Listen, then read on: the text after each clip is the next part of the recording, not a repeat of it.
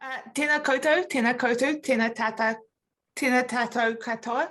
That's how we say a formal welcome here in Aotearoa, New Zealand, where I'm from. My name is Tara Pond. I'm a researcher from Aotearoa. My presentation today is based on some of my findings from my PhD, which I completed last year on plurisexual women's identities and their experiences of those sexual identities. In this presentation, I'm going to be using the phrase plurisexual to describe bi plus identities. This acknowledges the variety of multi-gendered attraction and their identities. And it's also the term that academia is using a lot at the moment, especially when I did my PhD. So that's what I'm sticking with. Today, I'll be talking about the variety of plurisexual terms that have just exploded in usage in recent years, and how that impacts our understanding of bisexuality and how plurisexual women understand their own sexual identities. So I wanted to kick this off with talking through my research methodology for my PhD. So to underpin my work, I use social constructionism, critical feminism, and intersectionality theory. I thought these were the best basis for my work, as it allowed me to come from an acknowledgement that our identities are shaped by our social world, and the language that we use helps construct that social world. I use intersectionality theory, in particular the ways gender and sexuality are perceived in society really informs how plurisexual women understand their experiences. I used a mixed method approach where I interviewed 20 women who identified as attracted to multiple genders, and I used that data to create a survey that had 994 completed responses and a total of 1,200 responses. For the interviews, I went to all different parts of Aotearoa, New Zealand, to make sure that the location diversity was captured, from rural towns to big cities. I recruited these women by putting out a call on social media, and I was really fortunate to get a really large response. The women ranged in age from 20 to 68, and I had a really large ethnic diversity as well. In my call on social media, I used neutral language to ensure that women who didn't just identify as bisexual would be interested in participating. That language was identified as attracted to multiple genders. It really worked successfully. Women identified as bisexual, queer, pansexual, gay. One woman identified as wahine takatapui. That's a queer Māori identity. I used a content analysis to draw out the themes for the survey and a critical thematic analysis to analyze the data itself. The survey covered topics such as sexual identity, attraction, experiences of marginalization, objectification, relationships, sex, and sexual assault. As the first study in Aotearoa on plurisexuality, or bisexuality in that, I wanted to cover a lot of bases, which is why I had so many topics. 90% of the respondents were cis women, and I had a really large age spread in my survey as well, from 20-year-olds to 88-year-olds. 78% of the respondents were Pākehā, which means they were white European, and there was a really large ethnic diversity in my sample, which is really positive. I want to start by talking through some of my findings from my survey. Previous research has found that plurisexual people are more likely to use more than one identity terms than monosexual people, meaning gay and straight. And I wanted to see how frequently this occurred. So I asked my survey participants what terms they would use to label their sexual identity. And I gave them the option of choosing as many identities as they wanted. So I found that in my samples, 71% of women used more than one identity term to describe their sexual identity. The most frequently used sexual identity term, as you can see from the graph, is bisexual, with 82% of the sample. This indicates that it's still by far the most popular plurisexual identity. Bisexuality is an identity that most people, including people outside of our community, understand. And that means that for most people, it's the word they associate with a plurisexual identity. Alongside that multiple choice question, survey respondents were also asked to select one term that they preferred to use and one term that they used the most to describe their sexual identity. So they could only select one rather than multiple terms. You can see from my pie charts here that when they're asked to select one term, the amount of people who use the term bisexual dropped from 82% when given multiple choice to around 50%. This suggests that there are some people who use the term bisexual because it's a common term, but may not prefer to use it themselves in most contexts. But in saying that, most survey respondents, however, still prefer to use the term bisexual. It's really interesting to me that there's equal amounts of people that are using pansexual and queer, considering a lot of the discourse is around pansexual versus bisexual, and the word queer isn't really in that discourse as much as I've seen. We can also see a slight reduction of use of pansexual and queer when comparing preferred and most used sexual identity terms. So queer drops from 19% for the preferred term to 13% for the most used term. And pansexual drops from 17% for a preferred term to 10% for their most used term. This suggests to me that there are some people that may identify with these terms, but they don't like to use them in many contexts, perhaps because they're less ubiquitous than some terms like bisexual, or maybe because queer is a politically loaded identity. I found that there was a really strong statistical relationship between the preferred and the most used sexual identity terms. So that suggests that for the most part, people are publicly using the identity terms that they prefer to use. Moving on to my qualitative findings, sexuality is understood in two main ways in society. It's understood as a biological drive, an internal sense of attraction to different people, their qualities and their genders. This internal sexuality is seen as fixed. It's there from birth. Some people describe this as born this way. But at the same time, we can also understand language as socially created based on power, social norms, and discourses. This can create a tension between the feeling of your sexual identity, meaning the psychological and the internal understanding, and the language you will use to describe our sexual identity, because that's ever-changing and nuanced. And we now have a large amount of plurisexual terms. This comes about, I think, because of the complexity of plurisexuality, the way it doesn't reflect popular sexual discourses that prefer gay and straight concepts of sexuality that are seen as more simplistic. The incongruence people feel between definitions will also affect it, that definitions can be rigid and lack nuance, and the fullness and ever-changing and somewhat unknowable nature of our own sexuality can't be properly captured by these definitions. And the increasing popularity of acknowledging that our language should be inclusive of the gender experiences of gender diverse and trans people, which of course bisexuality is, but a lot of people disagree. So words like pansexual, omnisexual, polysexual, queer have really increased in plurisexual language in the last decade. So while this has been a really good new addition, it's also created discourses that position pansexuality and bisexuality as an either or instead of an and. Dominant models of sexuality see that to hold on to one sexual identity, you have to let go of another one. And as I showed in my graphs, this doesn't actually represent how plurisexual people use their sexual identity. Many like to use many terms, and the idea of pan versus bi pits them against each other in a way that doesn't reflect reality.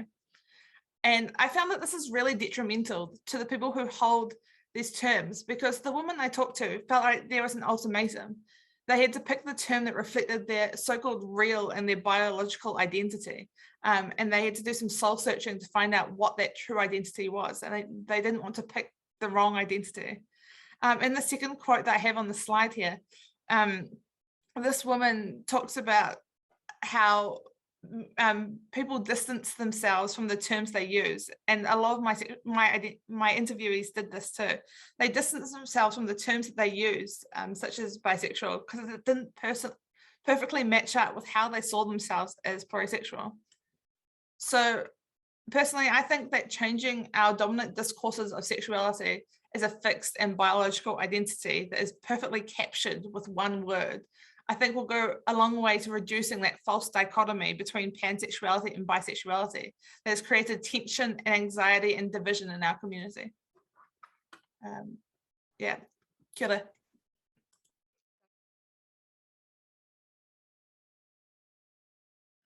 Okay, hello everybody. Pleasure to see you all. I feel like I follow or am followed by a number of you on Twitter, so it's nice to be in a venue with you all. My name's Rosie and I use they, them pronouns, and I'm currently a lecturer in gender at the University of Bristol. This presentation is based on my PhD research. So for the purpose of this presentation, I'm defining bi plus as any multi-gender attraction, you know, pansexual, queer, bi, etc. And this is sociological research, and it's based in the UK. So before I really get into the results of my findings and my argument, I want to talk a little bit about some of the framing that I think is really important to understanding these results.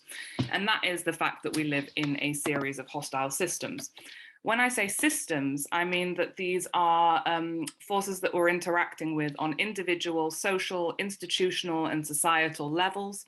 And it's essentially things that we weave our way through on a daily, everyday way. So we might think of these systems as homophobia, biphobia, transphobia, and we're constantly sort of experiencing those or hearing those messages or fighting against those systems in one way or another. But the system I think that is most important in the context of this presentation is the idea of monosexism. So for those of you who may not be familiar with the term, monosexism is the idea that it is in some way more valid or accurate or appropriate to have a single gender sexual or romantic interest. That is, bisexuality is somewhat untrustworthy or invalid, or it's just not right in one way or another. So you might hear about this in some sort of phrasing of bisexual people just need to make up their mind. That's an idea, that's an example rather of a monosexist idea. And I'm basically arguing that the material experience of all of this really impacts our sense of identity and our way of navigating our everyday lives. And I just want to draw on a few examples before I get into the bulk of my own work, which is if we think about things like media representation. So GLAAD, which is an American organization, releases a report on the state of the media for LGBT people every year. It's a really interesting resource. And they, year after year, basically show that bi identities are regularly used as plot devices and never mentioned again in the context of television shows or media, or that bi people are often represented as being invalid, especially for men, or that bi people are untrustworthy or self-destructive, or that bisexuality is being, used. It's a transactional experience as opposed to a genuine feeling. So these are things that GLAAD reports on and highlights in the course of a year. And Johnson has picked up on this and said that negative media representations of bisexuality enforce harmful stereotypes, dehumanize individuals who are bisexual, and potentially contribute to the prevalence of biphobia in society as a whole. That's a quote from Johnson, which I tend to agree with, and would argue that a lot of media representation tends to reinforce a sort of monosexist idea that to be bisexual is to be indecisive, unsure, or yet to make a decision. And I believe, many people will also argue that this has a significant impact on mental health. This sort of regular occurrence of monosexism has a significant impact on bi people's mental health. We know from previous research that young bi people are much less likely than heterosexual, lesbian, and gay people to report feeling comfortable around their friends, to receive high family support, or to more generally feel valued and respected, which I would argue is indicative of monosexism. And in fact, the 2020 UK National GP survey highlighted that 40% of bi people reported a mental health condition compared to 10% of heterosexuals and 12% of lesbian and gay people. So there is a very significant difference in mental health here, which I believe is due to social factors. We know that bi people have higher rates of suicidality, self-harm, substance use, anxiety, and depression. And many scholars and authors have linked this to the incidence of biphobia and the way in which monosexist systems are developed that don't recognize bi people in a service, or may actually discriminate within the service towards bi people. And, all of this really has an impact on how we experience our identity or how we begin to form our identity. These are narratives that are overarching throughout society that are impacting how we're able to think about ourselves, act ourselves, and sort of inhabit a space. And this was really the crux of what my study was about. I was very interested in the everyday experience of managing identity for bi people, particularly in relation to gender and romantic relationships, but I'm not really going into that in this presentation. So there were 30 participants. They were all different genders. They all phrased their sexualities in slightly different ways, you know, bisexual, pansexual, queer, etc.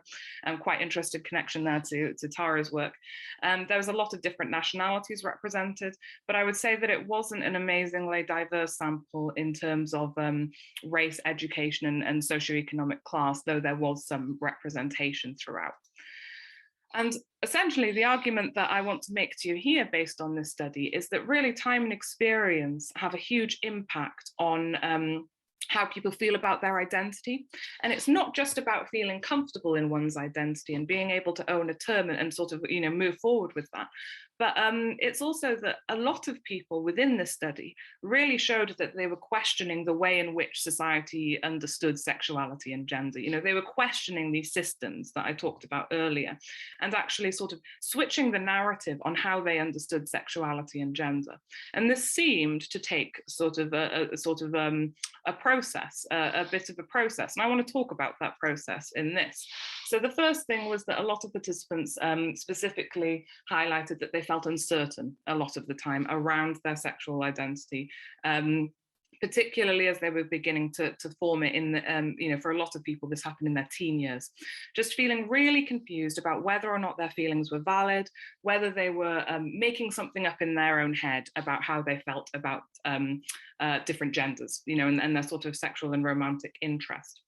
And there's a quote from a participant who was still feeling this at the point of the study and was referring to this a lot, a pansexual participant who said, I don't know if authenticity questions will dog me forever, or if I will eventually find a space like now, when knowing how attracted I am to my non-binary partner, there's no way that this is fake. And that sort of really highlights this sense of uncertainty of you know, am I just making it up, you know, and it's related to those monosexist ideas of all the social stigma that bi people experience. Am I just making it up for attention? Am I just not do I just not have a certain sense of myself yet, and so on. And for many people, this led to a period of experimentation. And when I say experimentation, I don't mean necessarily in a physical sense. So this didn't mean that everyone was necessarily having physical experiences with people of different genders. But this experimentation could take the form of engaging in forums around sexual identity, or reading more about sexual identity, even just thinking about it. You know, this experimentation was quite wide-ranging in its definition. And for a lot of people, this was a moment or a period where they could really define, okay, yes, there's something to this. So I have a quote from a participant here, a bisexual participant, who said, I think I was just feeling in the dark for ages. I think it's just because, oh, girls get off with girls when they're drunk. And so I'd be like, oh yeah, this is just me, I'm drunk, this is just a bit of fun. And it's like, well, why? There's something underlying there. I clearly like lasses as well. And so that was illustrative of the fact that experimentation could actually lead to someone really accepting that these feelings were real in a sense, and that you know, moving away from the monosexist view of how sexuality should take hold. And for many people, ultimately, this even progressed further to a sense of pride and acceptance in one's identity. Not all participants were at this stage in the course of the interviews, but many were. And for some, this pride and acceptance had tipped over into just actually creating a fully bi-positive worldview that took into question a lot of these monosexist thought processes. So one participant said, as soon as you stop thinking of sexuality as either binary or three groups, and you think of it more as just a long piece of string, it means that you give yourself room to be more like, today I'm feeling very gay and that's fine, or to be like, nah, I feel very straight today. And that's kind of illustrative of a way to respond to that uncertainty, because as we know, as perhaps many of us have experienced, our identities aren't stable, they do change, you know, our feelings do change, and that's very normal. And the same participant continued, I always think that gay people have more in common with straight people in terms of sexuality.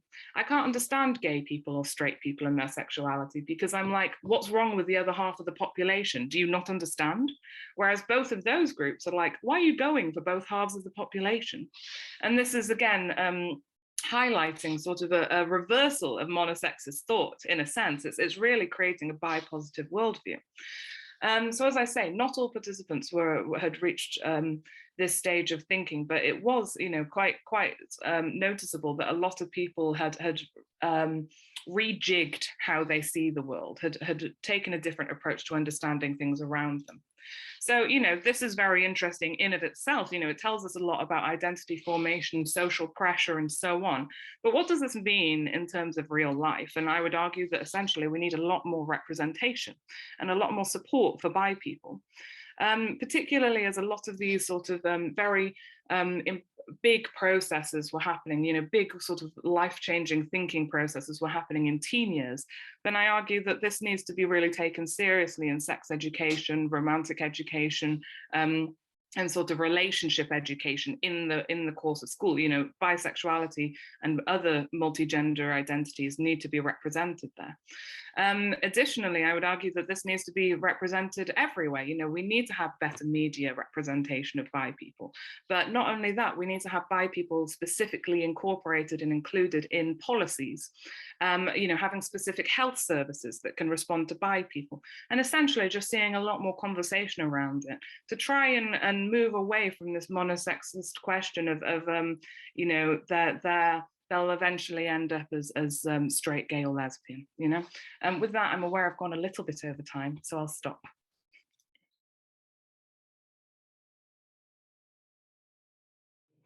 Well, first of all, I'd like to introduce myself. I'm a bisexual activist, doctoral researcher at Valencia University in art production and investigation. And I believe that it's really important to build a genealogy of bisexual activism. And my way to do it is through documentary, because visibility in the media is a powerful way to fight biphobia. I used to live in Britain, and in London, at Middlesex University, I did a master in film 25 years ago. And for my final project, I did a documentary called The Other about the inclusion of bi and trans people in the London Pride. So that was a way to start the genealogy then, to prove that we already existed there, and I just shared this documentary on YouTube. Afterwards, I will share the link if people wanna watch it. But I think that's a way to see what the stage was the community at the time in a specific place, there was a British bi community.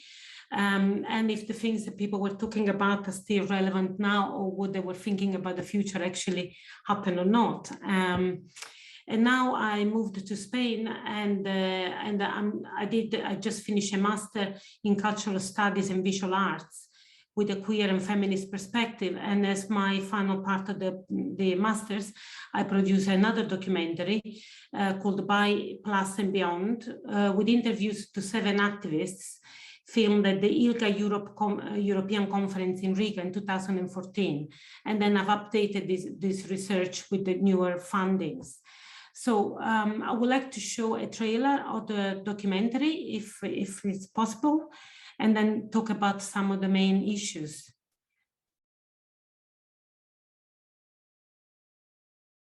Okay. Well, I preferred to show the documentary because in that way everybody spoke with their own voice rather than me just commenting on them.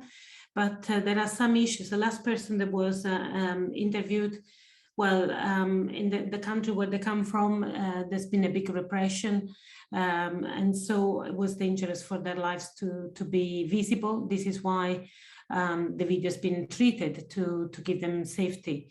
But I thought that their words were really important about intersectional activism and the fact that we have to go outside just the identity box and try to do an activism that may include more people. And also one of the things that I found out in this documentary is the relationship between, for example, the bisexuality and trans issues. And now lots of times there are trans people that are bi, but it seems not to be seen. It's even more invisible in the community. This was something that many people in the interviewees talked about in the documentary. Other things that they were also talked about is the fact of lots of the many interviews didn't like the label bisexual and use more than one label at the same time. For example, bisexual and pansexual, or otherwise they prefer queer. This, I think, is something that Tara found out as well in her research that she was showing before. And bi people, well, some of these bi activists that we've seen, for example, have focused in other areas of the LGBTQI spectrum rather than doing bisexual activism. And in many countries in Europe, there isn't a strong bi community, or there aren't bi groups. There are countries like Britain or Germany where there are, and maybe even France, but other countries where the bi movement is still very young. And usually bi activists are part of larger LGBTQI plus organizations. And the lack of bi visibility also has a financial impact, because there is only, I think there was research that only 1% of funding devoted to the LGBTI plus community goes to bi groups. And usually bi groups are run by unpaid volunteers.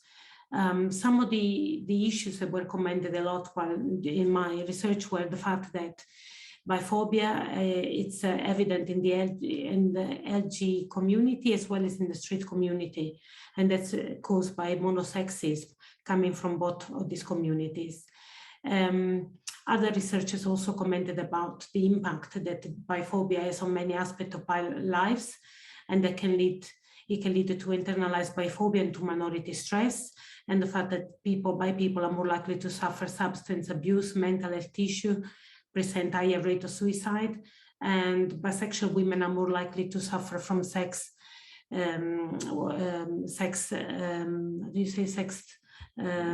abuse, and also they are more likely to suffer from sex violence from their own partners.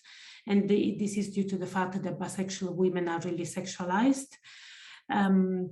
And for this reason, of course, by biphobia, lots of bisexual, there are research that proves that bisexual are much less likely to be open about their sexuality, even with their close relations, compared to lesbians and gay people. And there are many more issues that we touched. But I would just, some of them was the fact that bisexuality is not seen as a real sexual identity and needs to be proved in order to be believed. And this is a very important case for, it causes big problems for asylum seekers.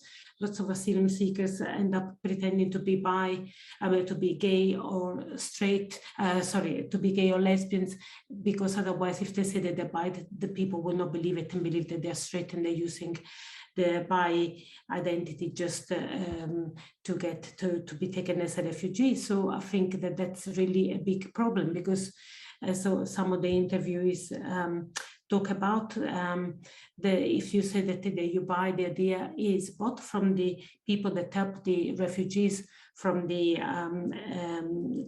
the LGBT organization, and from the government. The idea is that if you're bi, you can choose. If you can have a relationship with people of your own gender, what do you want to choose to not to do that, and then to be normal? So I think that that's is very important to give bisexuality more visibility, and to explain that bisexuality is a real sexual identity, and we have made a choice. We made a choice to be bisexual. The choice is not whether you are gay or straight. Well, that's, I don't know if people want to, I would like to reply to some of the questions. People made some questions about the maps that were, for example, in the documentary, and the maps that I use are the maps by ILGA Europe about legislation in different countries, how LGBT friendly the legislations are in Europe. And so there was a scale in the full documentary. We showed the scale of each country, and also how it changed from 2014 when I shot the documentary to 2021 when I finished the research. We also use data from the TG, from the transgender TG Europe, because TG Europe did the cards in 2014 that were showing also the our legislation was affecting LGBTQI people in different countries in Europe. So, and they are about to issue another set of cards in 2021. So I'm looking forward to that.